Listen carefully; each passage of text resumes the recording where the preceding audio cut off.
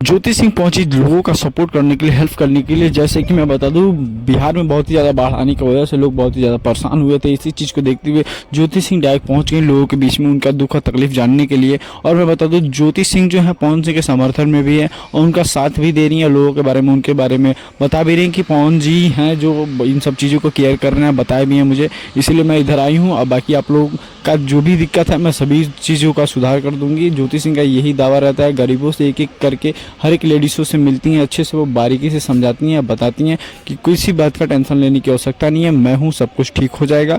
भी मैं सीधी और सादे में यही बात बताना चाहता हूँ कि ज्योति सिंह जो हैं वो सीधे के सीधे एकदम गरीबों के साथ, दुखी लोगों के साथ एकदम खड़ी है और फुल सपोर्ट कर रही हूँ उन लोगों का।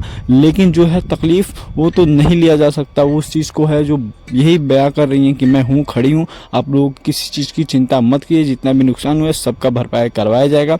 इन सब चीज़ें जितनी भी नुकसान हुई है सबका हिसाब करवाया जाएगा। बाकी आप लोगों की वीडियो कैसी लगी कमेंट जरूर बताइएगा। Thank you for